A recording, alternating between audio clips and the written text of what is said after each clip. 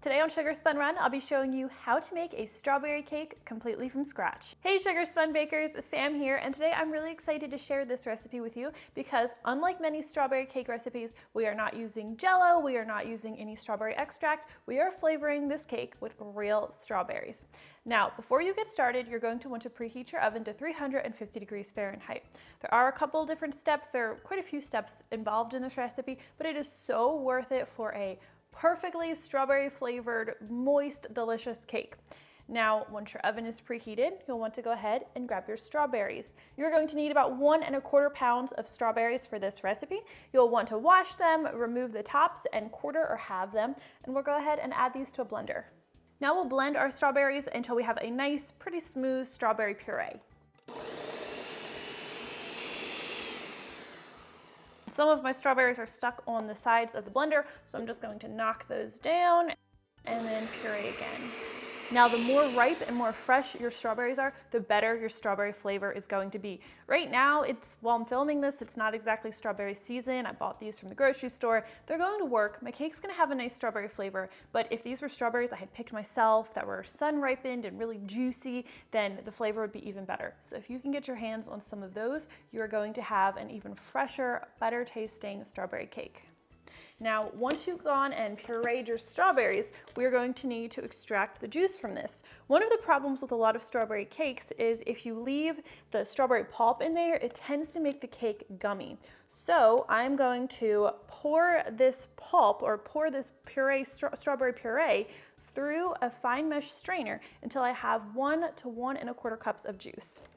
Your puree is probably going to need a little bit of coaxing to get that juice through. I'm just going to use my spatula and stir this pulp around, stir this puree around until that juice goes through the strainer. And you may not need to use all of the strawberries that you've pureed, but that's okay. We're going to be using everything that we've pureed today for our cake. This will take a couple minutes to get all that juice out, but it's definitely worth it to strain out the pulp so that you have the best strawberry flavor. And just keep using your spatula to press that juice through your strainer. If you get a couple seeds in there, that's okay. We just really want to catch the bulk of that pulp, that strawberry flesh, I don't know. Okay, so once you have 1 to 1 1/4 cup of strawberry juice, you do not want to discard the strawberry pulp that you have left. We're actually going to return this to our blender along with any other strawberry stuff that's left in there. And we are going to take this over to our stovetop, this 1 cup of strawberry juice. Now, this strawberry juice is what's going to give our cake its strawberry flavor. How many times can I say strawberry? I'm sorry. But at this point, it's full of a lot of water. So we don't want to add this much water to our cake. So we are going to cook this down and concentrate it. So we have a very concentrated, flavorful strawberry juice. Now, I'm going to do this by pouring it into a small saucepan and placing it over the stovetop or on the stovetop over medium heat. And we're just going to cook this sauce until it's reduced to 1/3 cup. You'll want to stir it frequently, that way it doesn't start to burn, and we're just going to let it bubble and we're going to keep stirring it until it's reduced. Now, in order for our cake to have the right consistency, it's very important that you reduce this down to 1/3 cup at the most. If you go a little less than 1/3 cup, that's fine. So the way to test this is just pour your sauce into a measuring cup, and if it's not yet at 1/3 cup, you're going to pour it right back into the saucepan and keep on cooking.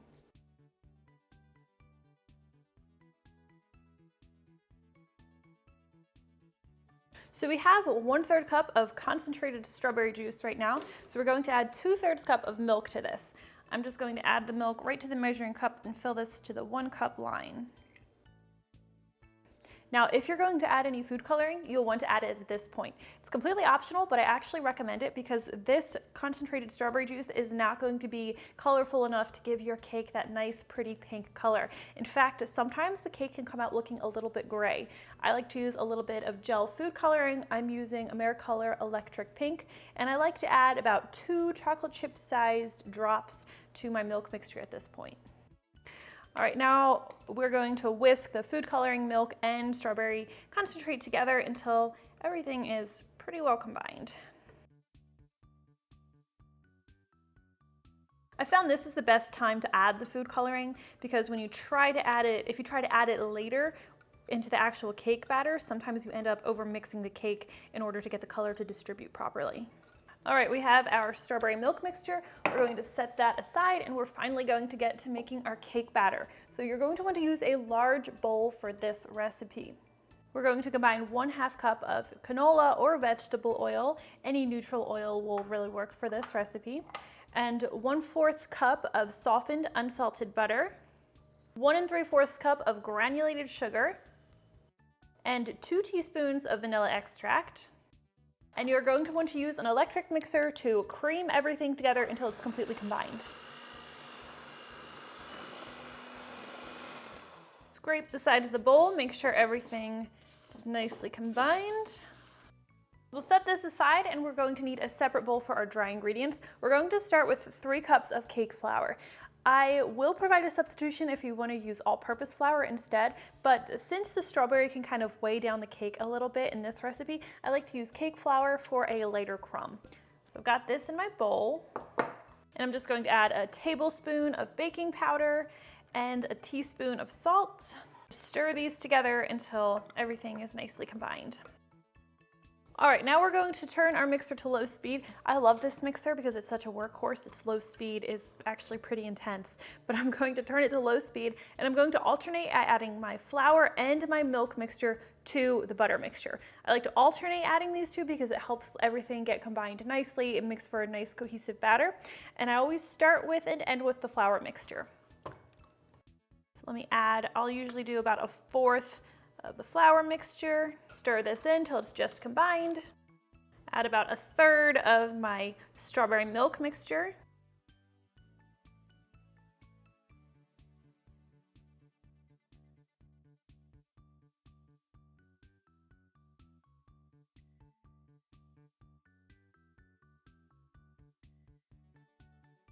I'll pause here because you want to make sure you get all of this strawberry mixture in your cake.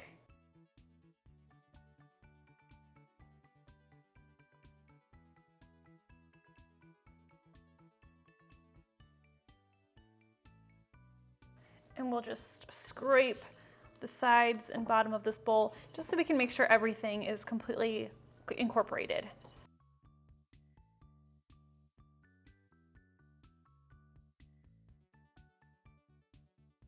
So at this point you might be wondering, where are the eggs? We are going to be using eggs in this recipe. In fact, you will need 6 of them, but we are only using the egg whites. Now we're going to whip these to stiff peaks and fold them into our batter. I have found that doing this is the best way to make for a moist, light cake. When I use whole eggs or when I just use whites without beating them to stiff peaks, the cake just ends up too heavy and not the right texture that we're looking for.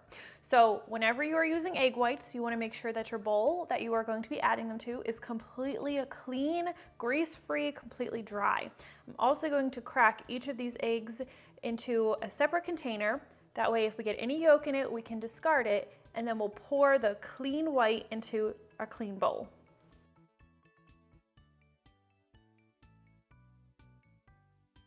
We'll just get rid of the yolk. If you want to use the yolks, I will share a few recipes that use just egg yolks below the recipe. Maybe I can speed this up or something so you don't have to watch me crack every single egg, but you get the idea. Now remember, the reason we're cracking each egg in this measuring cup like this is so that if any yolk gets in the egg, we can toss this. So we just lose 1 egg instead of losing everything that's in our clean bowl. You're thinking, man, this strawberry cake recipe uses a lot of bowls. It makes a lot of dishes. You're right. I tried very hard to make this recipe as easy as possible, but for the best taste, the best from scratch strawberry taste, this is what you have to do. What you need to do is you need to make your spouse wash all your dishes for you like mine does. It took me a long time to get into this point though. Now we're going to need our electric mixer again, and you want to make sure that your beaters are completely clean and completely dry, and we're going to beat these egg whites to stiff peaks.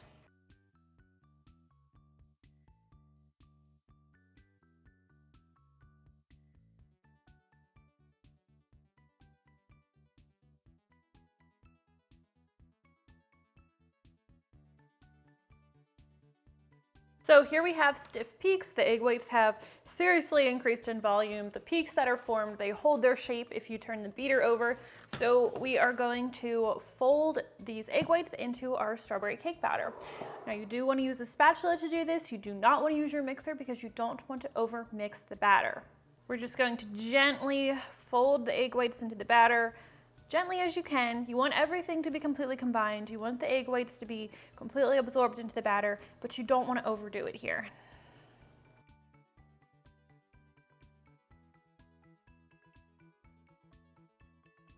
Well, finally, our cake batter is ready, so we're just going to prepare our baking pans. I'm using 8-inch round baking pans today. I'm just going to spray them with baking spray. And I'm just greasing the sides, and I'm going to use a paper towel to evenly distribute that. And the reason I'm just doing the sides is because I like to line the bottoms of my pans with rounds of parchment paper. This will guarantee that your cake won't stick to the bottom of the pan. And then we'll just evenly divide our batter into the pans.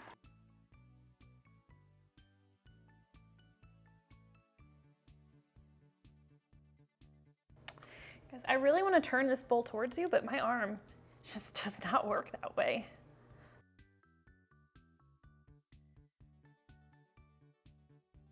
Okay, now we'll take these over to our 350-degree Fahrenheit preheated oven, where they'll need to bake for about 28 minutes or until a toothpick inserted in the center comes out clean or with a few moist crumbs.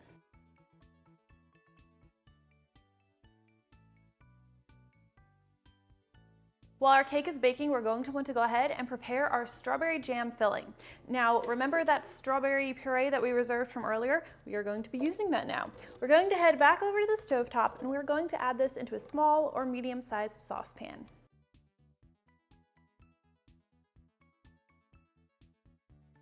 To make our jam, we're going to be adding 1/3 cup of granulated sugar, a tablespoon of cornstarch, 2 teaspoons of lemon juice, and 1/8 teaspoon of salt. And turn your stovetop heat to medium, and we're going to cook this until it begins to bubble and boil and until it's thickened. Now after about 5 minutes or so of bubbling and constant whisking, your filling should be thickening a good bit. Once your whisk starts to leave trails to the jam like you're seeing here, now's a good time to pull it off the heat. Now we're going to add this to a heat-proof bowl. I always want to turn the pot towards you guys, but my arm just doesn't bend that way. All right, and we'll take this over to our fridge where we will let it chill until it's no longer warm. You need it to be cooled completely so that it's the right consistency for layering in your strawberry cake. Let the cakes cool for about 10 minutes and then take a knife and run it along the inside of the cake pan and invert each cake onto a cooling rack to cool completely. That parchment paper does such a good job of making sure these cakes come out perfectly clean. Once your cakes have completely cooled and your jam has cooled, your filling layer has cooled, we can go ahead and prepare our frosting. I love this frosting. It is a very airy whipped cream cheese frosting. Very light, not too sweet. I think you're going to love it. Now, to make this, we are going to start with 2 cups of heavy cream, and we're going to pour this into a large bowl. You want that cream to be nice and cold. Now we're going to add some powdered sugar in with our cream. You're going to need 1.5 cups of powdered sugar total. I'm just going to be adding 1 cup in with the whipping cream for now. Now you'll need your electric mixer, and we are going to beat together the cream and the sugar until we have stiff peaks, nice billowy whipped cream that resembles Cool Whip.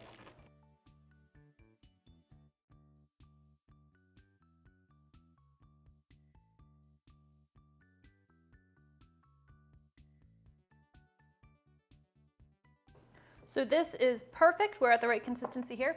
So let's set that aside. And now you need another bowl. I know you're probably getting sick of all these dishes I'm making for you, but I found this is the best way to make a smooth, lump-free cream cheese whipped cream frosting.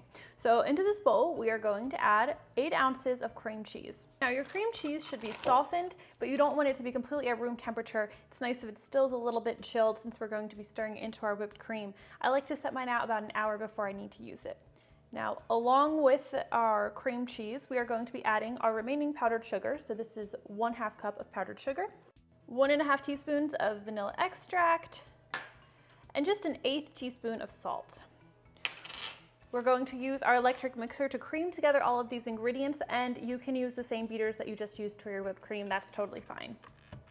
We're going to be stirring everything together in a minute anyway.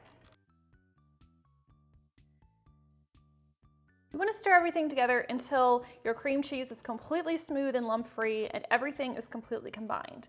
So this looks pretty good. So now we are going to add our whipped cream to our cream cheese mixture.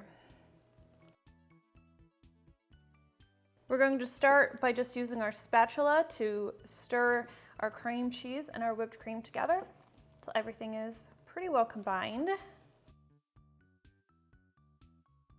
Once we've combined everything mostly by hand, we're just going to briefly use our electric mixer to make sure everything is completely combined.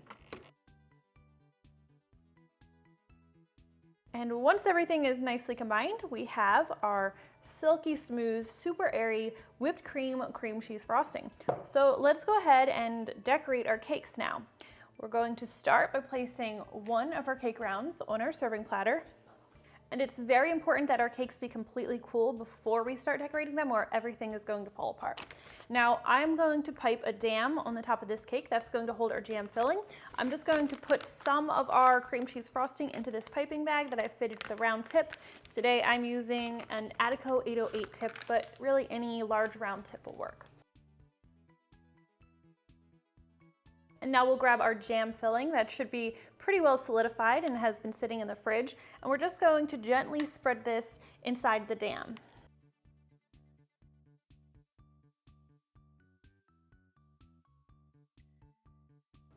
And you want to spread this as evenly as possible.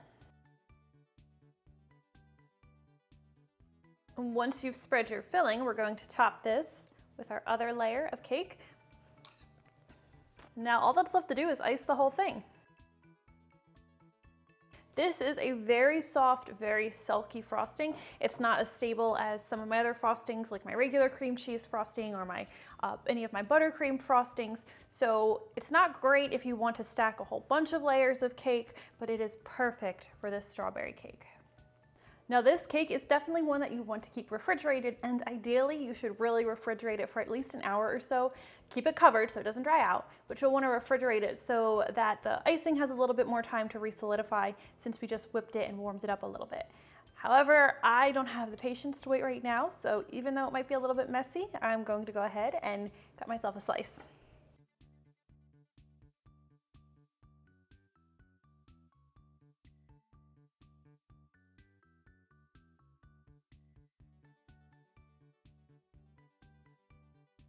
Oh man, doesn't that look beautiful? I am so excited to dig into this. I know this recipe generates a lot of dishes. It is a little bit more labor intensive and dish intensive than some of my other recipes, but it is so worth it. Once you take your first bite, you will know exactly what I'm talking about. All right, if you try this recipe out, please let me know what you think. I always love hearing from you. Thank you guys so much for watching, and I'll see you next time.